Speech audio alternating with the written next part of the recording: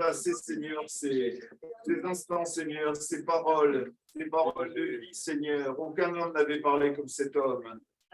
Et nous voulons ce soir encore nous abreuver, Seigneur, à la source, Seigneur. Merci pour effectivement cette parole qui va être annoncée, Seigneur. Tu béniras ton serviteur, chacun d'entre nous, chacun qui est attristé, qui est en deuil, qui est malade, Seigneur. Tu vas et tu le bénis, Seigneur. Amen. Alléluia. Amen. Gloire à Dieu.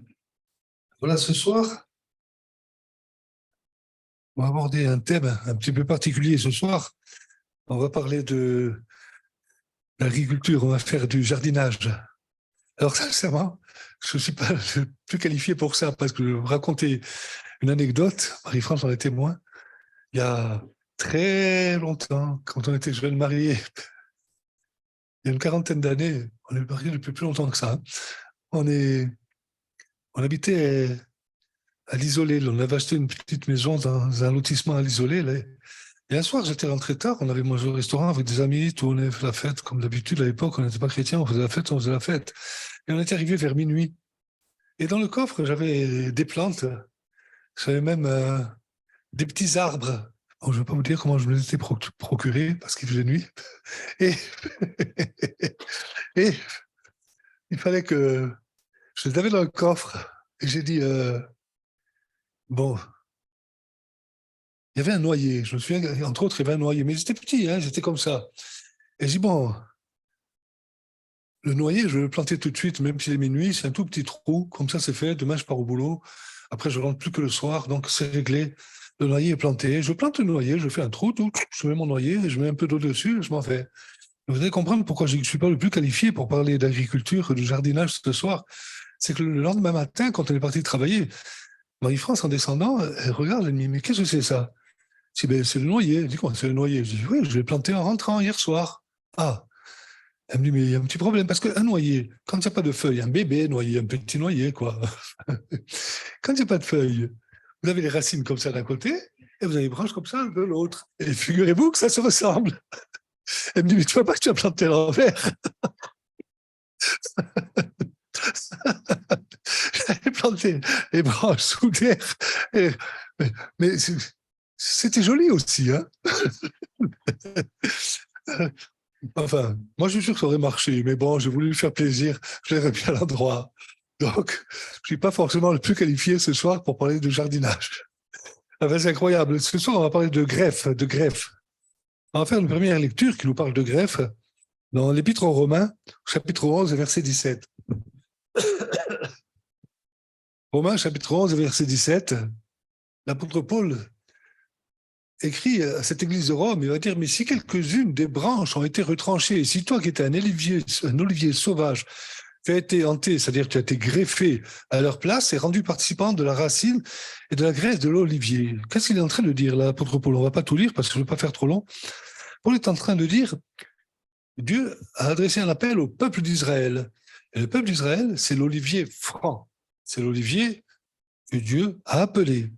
Mais cet olivier, finalement, il a marché dans l'incrédulité, il va dire donc, des branches ont été retranchées. Il veut dire, si toi qui étais un olivier sauvage, toi, c'est qui? Il est en train de parler des Romains, et par extension, des païens, de ceux qui ne sont pas du peuple juif, et qui sont des païens, qui sont rentrés dans la grâce plus tard.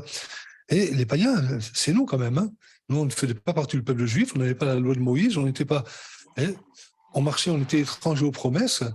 Il dit, si tu as été greffé à leur place, parce que Israël, ayant refusé le Messie, Dieu a fait un appel aux païens. Et cet olivier franc, qui était le peuple d'Israël, qui était l'olivier qui portait du fruit pour Dieu, qui était appelé par Dieu, on a été greffé sur cet olivier à la place des branches qui ont été retranchées. À la place des branches qui ont été retranchées. Et il dit, toi qui étais un olivier sauvage. Un olivier sauvage, c'est un olivier qui ne porte pas de fruits.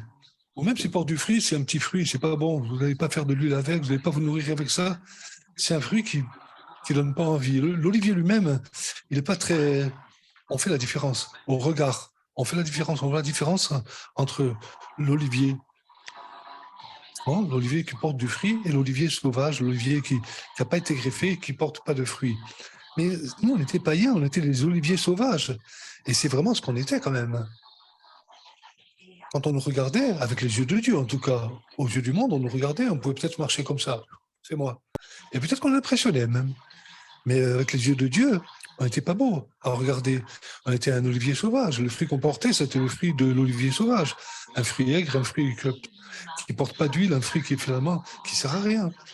Parce qu'on était étrangers aux promesses de Dieu, on était étrangers à l'alliance, on ne connaissait pas Jésus. On ne connaissait pas Jésus. Il a fallu qu'on soit greffé sur cet olivier qui venait de Dieu, pour qu'on trouve la vraie vie, pour qu'on trouve la vraie vie. D'ailleurs, cette vraie vie, dans la deuxième épître de Pierre, au chapitre 1er, au verset 4, deuxième épître de Pierre, au chapitre 1er, verset 4, la fin du verset nous dit que vous deveniez participants de la nature divine. Quand on est rentré dans l'alliance de Dieu, quand on a été greffé sur l'olivier franc, on va expliquer ce que c'est la greffe. Vous allez voir qu'après, on porte du fruit. C'est plus pareil, l'olivier n'est plus le même. On est devenu participant de la nature divine. Wow, c'est pas rien ça quand même. Hein. Devenu participant de la nature divine. Je ne sais pas si vous vous rendez compte, on va en parler un peu plus tard. Christ est venu habiter en moi, le Saint-Esprit vit en moi. Je ne vois plus les choses comme avant. Tout à l'heure, je vous disais que bon, j'avais quelques plans dans le coffre. Je ne vous dis pas comment je me les étais procurés. Mais c'est des choses que je ne ferai jamais plus.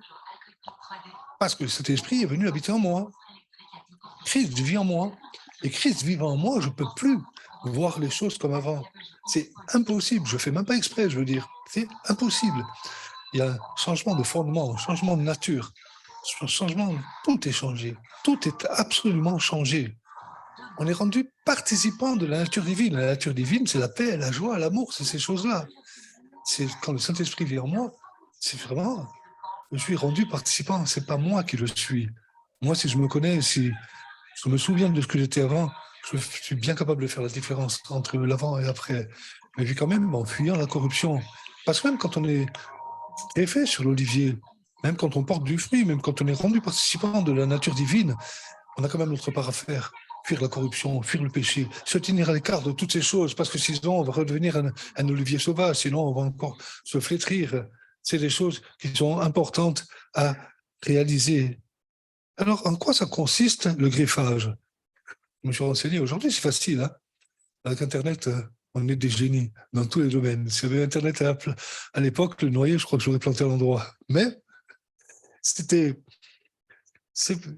on peut se documenter très facilement. Alors, en quoi consiste le greffage? Il a été vérifié, il est écrit que ça consiste à insérer le tissu d'un végétal dans un autre végétal. Autrement dit, tu prends un morceau de l'olivier qui porte du fruit, tu fais l'entaille et tu le greffes.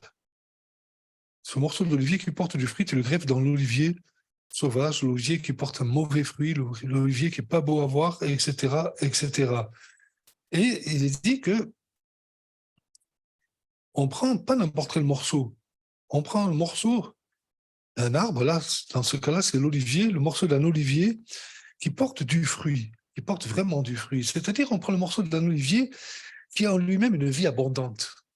Et cette greffe qu'on a eue, nous, c'est sur le Christ. Le Christ, c'est en lui qu'il y a cette vie abondante. Tu peux tourner, virer comme tu veux, tu peux mener ta vie, tu peux gérer ta vie comme tu veux. Vous savez, quand on prêche l'évangile, même quand on discute entre frères et sœurs, quand on discute avec des hommes et des femmes qui rentrent dans ce lieu, on n'est pas là pour faire la morale. On n'est pas là pour dire, toi, tu dois changer de vie, c'est pas ça, ce que tu fais, c'est pas bien, ce que tu fais, moi aussi, ce que je faisais, c'est pas bien. Alors, on va pas faire la morale aux autres. Mais on est là pour annoncer l'évangile. On est libre d'accepter de refuser l'évangile. On en fait ce qu'on veut. On en fait tout ce qu'on veut. Mais si ta vie ne marche pas, si le fruit que tu portes, finalement, c'est un fruit flétri, un fruit qui, tu as besoin d'être greffé avec ce bois qui porte du fruit, ce bois qui porte une vie abondante, tu as besoin de te greffer sur Christ, ou plus exactement que Christ vienne habiter en toi. Parce que cette greffe, une fois qu'elle a pris, cette greffe, elle va te permettre de porter du fruit abondant. Et tu peux faire ce que tu veux, tu peux tourner autour de toi, tu peux dire, mais ça n'a pas marché dans ma vie, mais j'ai tenté ceci, j'ai tenté cela, j'ai même été tellement désespéré qu'à un moment donné, j'étais au bord du suicide, tellement ça ne marchait pas. Mais n'empêche que si tu refuses Christ, ça, je suis désolé, ça ne marchera pas vraiment mieux. Et si tu acceptes que Christ vienne vivre en toi, tu acceptes d'être greffé sur le Christ mort à la croix pour toi, pour ton péché, tu verras la différence. Et autour de toi, on verra la différence. Quand un olivier est greffé, quand il commence à porter du fruit, on fait la différence entre l'olivier qu'il était avant et l'olivier qu'il est devenu maintenant. Et le deuxième est quand même beaucoup plus beau à voir. Et la greffe, il est dit que c'est fait en vue de les unir. Et c'est exactement ça pour nous. C'est une union avec le Christ. Une union. C'est pas je connais Jésus, oui, j'en ai entendu parler. Moi aussi, j'en ai entendu parler quand j'étais enfant de cœur, hein, puis souvent, je ne pas de faucher tout ce qu'il y avait dans le tronc des sièges. Hein. J'avais entendu parler de Jésus quand j'étais enfant de cœur. Mais il y a une différence entre avoir une religion, avoir entendu parler de Jésus, et être greffé avec le Christ, être uni avec le Christ. Quand Christ vit en moi, ça n'a plus rien à voir. C'est plus une religion. C'est plus une religion. C'est une vie intérieure qui vient de la greffe, une vie intérieure qui vient de Jésus lui-même par le Saint-Esprit. Et ça bouleverse ta vie. Ça change ta vie. La religion, ça ne va jamais changer une vie. Jamais changer une vie. Dans la deuxième épître de Corinthiens, au chapitre 5, au verset 17, ça c'est un passage qu'on connaît bien. Il dit, si quelqu'un est en Christ, quelqu'un est greffé avec Christ. Si quelqu'un est en Christ, c'est une nouvelle créature. Les choses anciennes sont passées. Voici, toutes choses sont devenues nouvelles. Évidemment. Évidemment. Les choses anciennes sont passées. Toutes choses sont devenues nouvelles. Sinon, la greffe n'a pas pris. Mais quand la greffe a pris, on porte un fruit différent. On porte un fruit différent, un fruit qui donne envie, qui peut nourrir les autres. Voilà où est toute la différence. Les choses anciennes sont passées, toutes choses sont devenues nouvelles. Alors parfois, quand on rentre dans l'église, quand on s'approche de Dieu, c'est un peu difficile. Moi, comme la plupart d'entre nous, certainement, quand on est rentré dans un lieu comme celui-ci, on s'est dit, oui, mais qu'est-ce que je vais devoir lâcher? Qu'est-ce que je vais devoir abandonner? Souvent, il y a beaucoup de choses à abandonner. Pour d'autres, moins de choses. Et puis parfois, il y a des choses auxquelles on est très attaché, même dans le péché. Même dans le péché. Et on n'a pas envie de lâcher. Mais toutes choses sont devenues nouvelles. Ça veut dire qu'il y a un avant et un après. Et ces choses qu'on doit abandonner, une fois que la greffe a pris, une fois que Christ est venu habiter en nous, je le disais tout à l'heure, ça devient beaucoup plus facile. Ne crois pas que ça va être difficile pour toi. Ne crois pas que ta vie nouvelle, elle va être difficile pour toi, que tu vas te connaître que la difficulté, que tu vas connaître que des choses, tu vas dire comment je vais faire ici, comment je... Non. Christ vivant en toi va t'aider à abandonner ces choses-là. Tu vas même plus avoir envie de le faire, même plus avoir envie de le faire. Alors, je parlais d'unité. C'est vrai que quand l'olivier est greffé, il y a une unité de nature, une unité de nature. Le but, c'est vraiment de ne plus faire qu'un. On devient en quelque sorte une photocopie de Jésus. Une photocopie de Jésus. Alors, c'est sûr, la photocopie, au début, elle n'est pas là. Après, c'est pas terrible non plus, mais on progresse. On a encore des défauts. On a toujours des défauts. On est dans la chair, on est sur terre. On ne va pas se décourager pour ça. Mais on ressemble de plus à notre Dieu. Ce que je veux dire par là, s'il y a encore des défauts, c'est que quand l'olivier est greffé, bien sûr, il a encore les racines dans la terre. Bien sûr, il était encore. Et nous, parfois, on a encore nos racines terrestres. On a encore nos racines terrestres. On a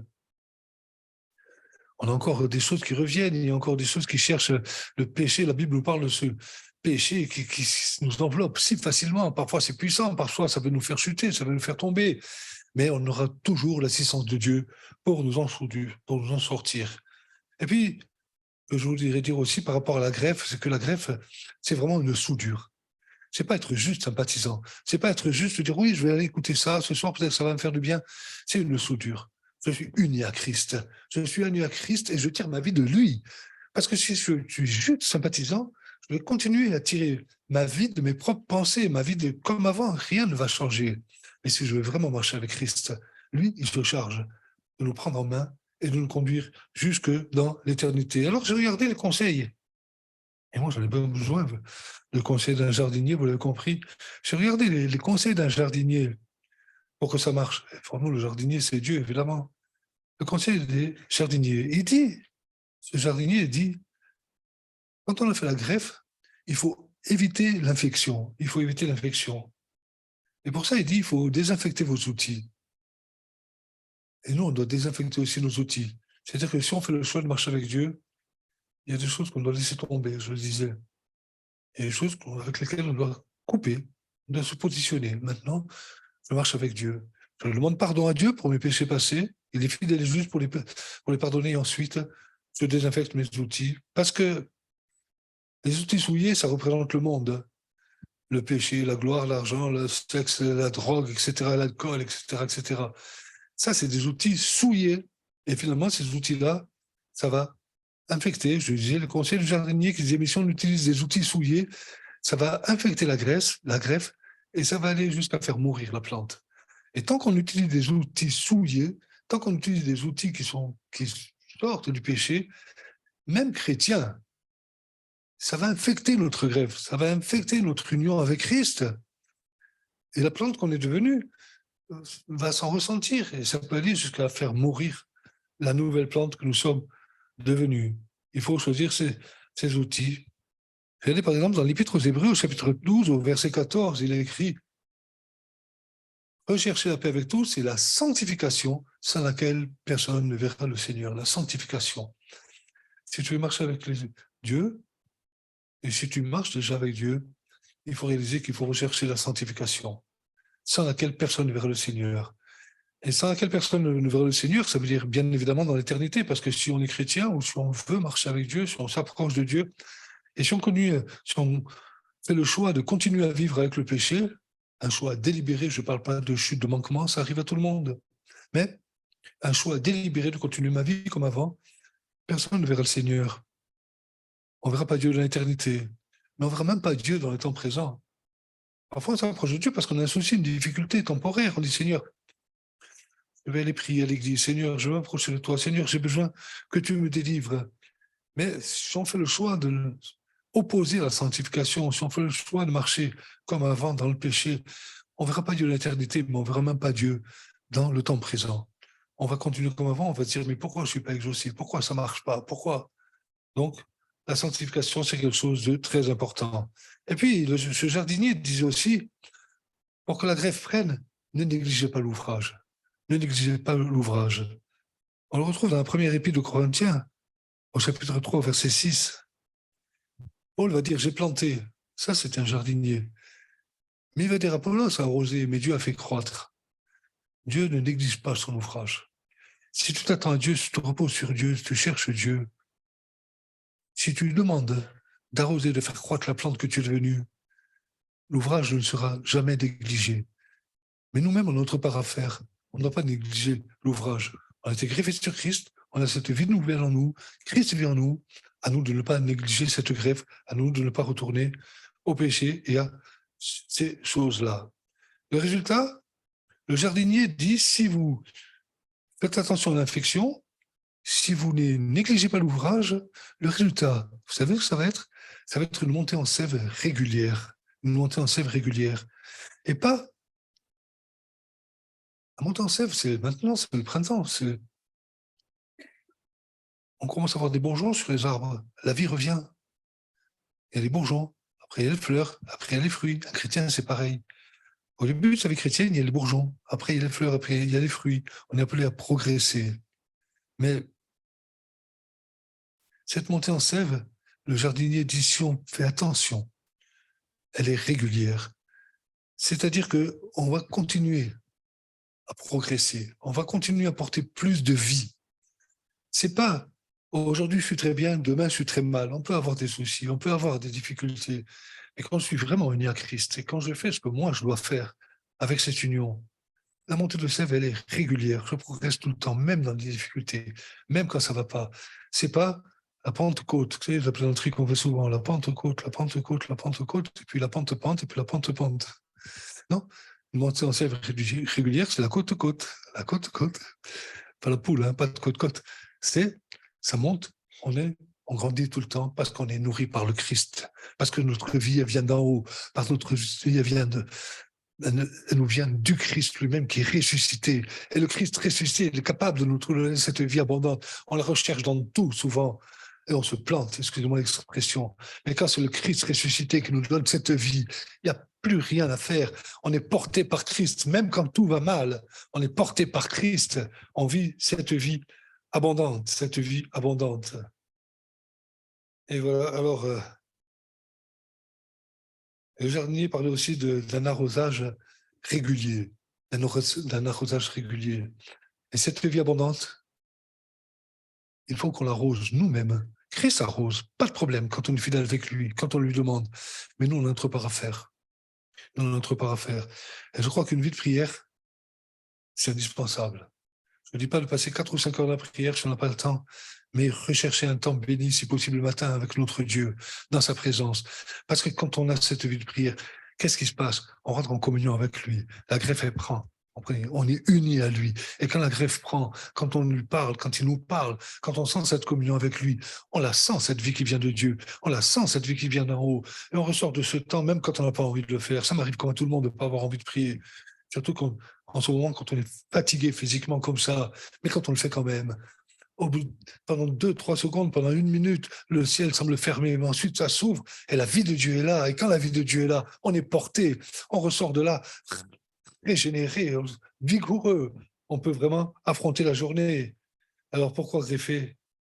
La greffe, ça apporte plusieurs avantages, lesquels le jardinier va dire que ça multiplie les fruits, ça multiplie les fruits. Et nous-mêmes, si on est vraiment chrétien, si on recherche cette greffe avec Christ, pas sympathisant, pas coucou Seigneur, mais pas sympathisant, mais greffé à Christ, la vie de Christ qui coule en moi, alors je vais multiplier le fruit. Multiplier le fruit. Un fruit qui va me nourrir moi-même parce que je vais tout bien dans ma vie chrétienne. Un fruit qui va nourrir les autres autour de moi. Parce que dans nos familles, il y a quand même des âmes qui ne sont pas sauvées.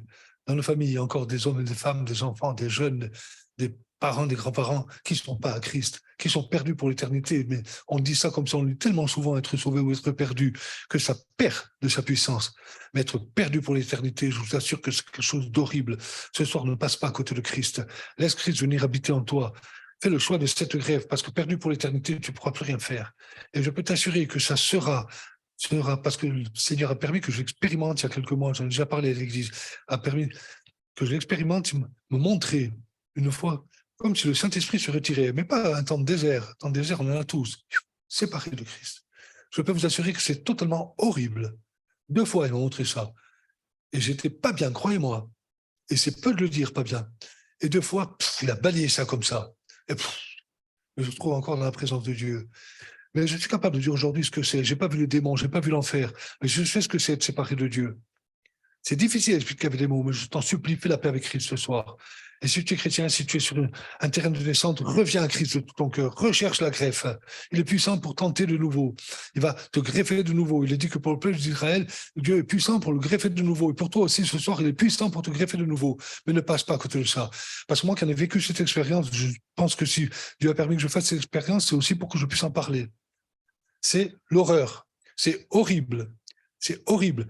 Sauf que là, Dieu 2 fois a balayé la chose. Et 2 fois, pouf, restauré complètement.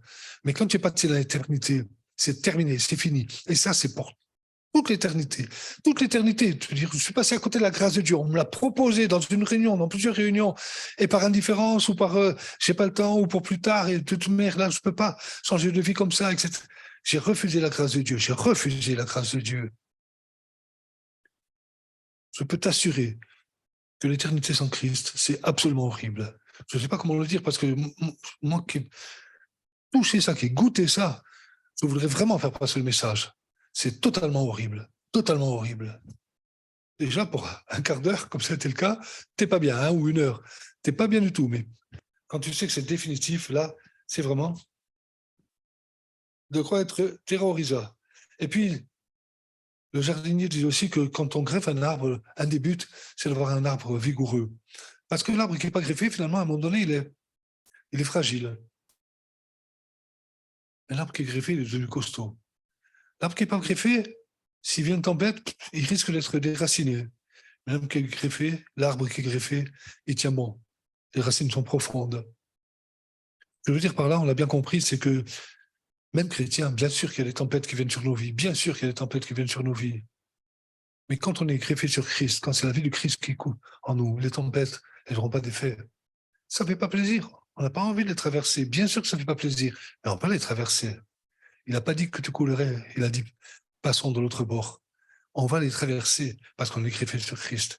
Mais si on est greffé sur nous-mêmes, on va être emporté, déraciné, emporté comme un foutu de paille, déraciné complètement. Alors, je vais terminer avec le fait aussi, le jardinier disait que le fait d'être greffé, ça apporte aussi une résistance aux maladies. Maladie, ça peut être les difficultés dans le monde, ça peut être surtout la tentation, le péché. On fait n'importe quoi quand on n'est pas greffé sur Christ, mais on fait absolument n'importe quoi. Il y en a que je trouve en prison parce qu'ils ont dit, une voix m'a dit de le tuer. C'est fou ça, c'est fou. Il y en a qui se retrouvent en asile psychiatrique parce qu'ils entendent des voix, parce que ceci, parce que cela. Il y en a qui tombent dans des dépressions tellement profondes qu'ils n'ont plus qu'une seule issue, c'est se dire, mais j'ai plus qu'à m'ôter la vie, j'ai plus qu'à me suicider, parce que qu'est-ce que je vais faire? Je peux rien faire d'autre. J'ai plus d'issue, j'ai plus de sortie. Mais ce soir, le Christ te propose une sortie de toutes ces situations. C'est que tu laisses venir habiter en toi, que tu l'acceptes dans ta vie. Il est mort pour toi. Il est mort pour toi. C'est cloué sur le bois. Il s'est craché dessus. On lui a arraché le poil de la barbe. On s'est moqué de lui. Et alors qu'on se moquait de lui, qu'est-ce qu'il a dit? Père, pardonne-leur. Pardonne-leur, ils ne savent pas ce qu'ils font. Ça, c'est le Christ. Ça, c'est le Christ. Et puis, la vigne aussi, on termine avec ça. La vigne aussi a besoin d'être greffée. Et vous savez pourquoi? La vigne a besoin d'être greffée pour résister au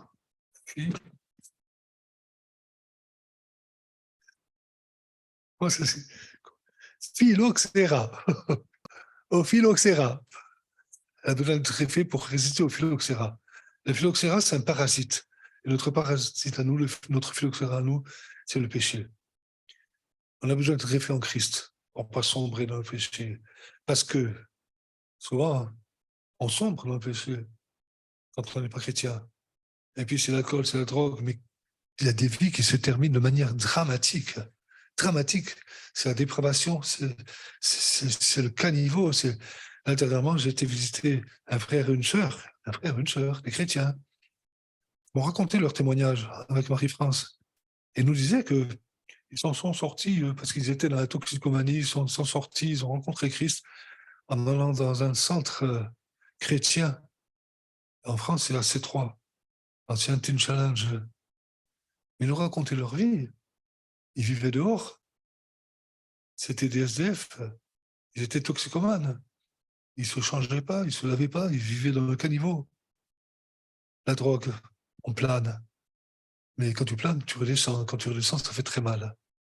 Des vies brisées à cause de phylloxéra, du parasite. La vigne a besoin d'être greffée. Et on termine avec ces versets. Évangile de Jean, chapitre 15, verset 1er. Je suis le vrai cep et mon père est le vigneron. Voilà ce que veut dire Jésus. Être greffé sur le vrai cep.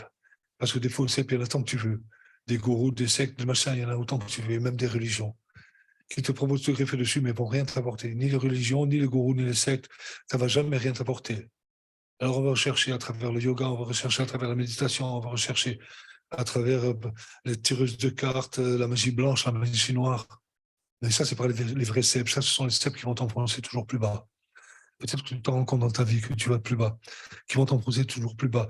Mais si tu es greffé sur le vrai cep, sur Jésus, si Christ vient vivre en toi, ou plus exactement, si tu acceptes que Christ vienne vivre en toi, le vrai cep, lui, va t'apporter la vie. Parce que le cep, il apporte la vie au sarment. Il ne apporte pas la mort. Et puis, au verset 4, Jean chapitre 15, verset 4, demeurez en moi, je demeurerai en vous. Comme le sarment ne peut de lui-même porter du fruit s'il demeure attaché au cep, ainsi vous ne le pouvez non plus si vous demeurez en moi. C'est juste en train de dire, restez greffé sur Christ, restez greffé sur Christ. Parce que nous, on est le sarment. On ne peut pas porter de fruits par nous-mêmes. On est pécheurs, on est minables. Notre vie, souvent, c'est la déroute quand on n'a pas Christ. Personne ne peut porter de fruits s'il ne demeure pas attaché au cep, s'il ne reste pas greffé sur Christ, greffé sur Christ. Ainsi, si vous ne restez pas greffé sur moi, vous ne pouvez pas, vous non plus, comme le sarment, vous ne pouvez pas recevoir la vie. Vous ne pouvez pas porter du fruit. On termine rapidement avec 2 versets. Colossiens 1, 27. Colossiens 1, 27. Je ne l'ai pas mis. Hein? Bon, c'est pas grave, je ne cherche pas. On va terminer. Colossiens 1, 27, qui est dit Christ en vous, l'espérance de la gloire. Christ en vous, greffé sur Christ, le Christ ressuscité qui vient vivre en toi, l'espérance de la gloire. Alors bien sûr pour l'éternité, l'espérance de la gloire, aller dans le ciel, être dans le ciel avec Jésus pour l'éternité, pas perdu, pas c'est en séparation avec Dieu dont j'ai parlé tout à l'heure, je le répète, c'est totalement horrible. Fais attention à ta vie, fais attention à ton éternité. L'espérance de la gloire pour l'éternité, mais l'espérance de la gloire dans le temps présent, être en communion avec Dieu, sentir sa vie en moi, ça c'est quelque chose qui fait du bien. Recevoir des exaucements de prière, des vrais miracles, l'espérance de la gloire. Et le dernier verset, Jean, chapitre 15, verset 6.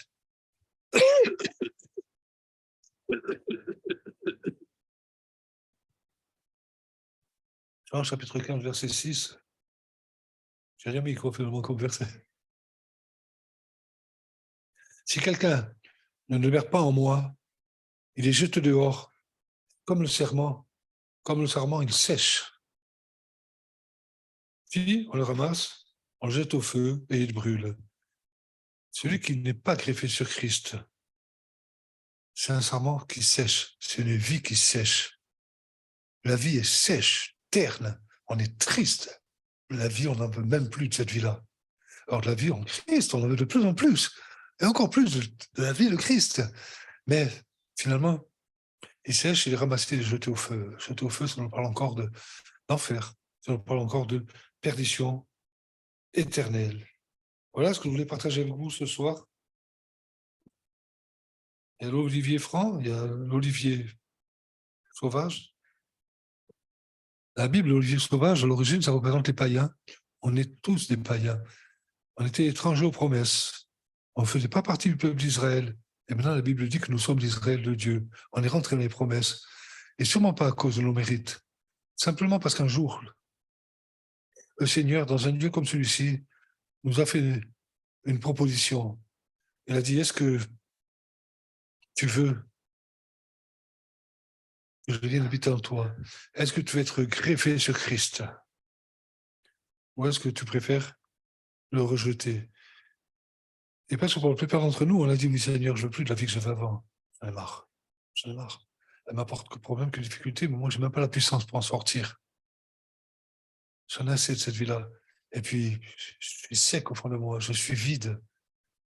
Si cette vie qui vient d'en haut, elle existe réellement, j'en veux. Alors, on termine avec ça. Ce soir, faites le bon choix. Faites le choix d'accepter le Christ ressuscité dans votre vie. Et je peux vous assurer que vous allez voir les choses changer intérieurement. Les problèmes, vous en aurez encore. Mais il y aura la solution en Christ. Comme moi, comme tous les chrétiens qui sont là ce soir. Mais intérieurement, tu vas voir vraiment les choses changer. Et tu ne le regretteras pas. Je vais prier simplement, je ne vais pas faire d'appel. Je vais prier pour chacun pendant que les musiciens s'approchent pour un dernier chant. Je vais prier simplement pour notre Seigneur, notre Dieu. Ta parole a été annoncée, Seigneur. Ta parole a été annoncée, mais nous, on n'est que des hommes. Tu nous demandes d'apporter l'évangile, mais on ne peut faire que ça. Le choix ne nous revient pas. Le choix revient à chacun ce soir. Mais tu connais les cœurs, Seigneur. Je ne veux pas faire d'appel, je veux gêner personne, mais je vais te demander pour tous ceux maintenant qui, au fond de leur cœur, si tu veux accepter Christ maintenant, si tu veux être greffé sur Christ, tu veux que le Seigneur Jésus, que le Christ ressuscité vienne habiter dans ton cœur, dans ta vie maintenant, qu'il vienne bouleverser toutes choses. Je te demande de faire une chose, c'est simplement au fond de ton cœur, de le dire à ton Dieu. Au fond de ton cœur, dire Seigneur, je veux cette vie. Je veux marcher avec toi maintenant. Je veux être greffé sur le Christ ressuscité.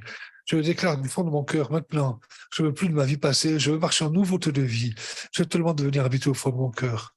Alors, mon Seigneur, mon Dieu, je te prie, pour ceux ou celles qui ont fait cette démarche au fond de leur cœur, maintenant qui sont dans le secret de leur cœur, qui ont dit, Seigneur, viens habiter en moi. Je te prie, mon Dieu, pour que maintenant, il y ait une puissante onction du Saint-Esprit sur ces vies, Seigneur, que tu les touches, que tu leur montres que tu es là, que tu es disponible pour les greffer sur le Christ, Seigneur, et que leur vie soit absolument bouleversée, Seigneur. Change des vies ce soir, Seigneur. Je te le demande dans le nom de Jésus, mon Dieu. Amen. Que le nom de Dieu soit béni. Amen.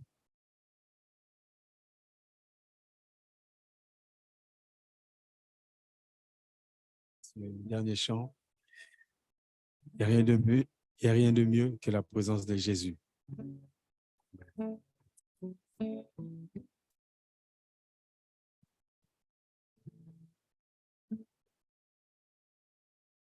J'aime ta présence, Jésus. J'aime ta présence,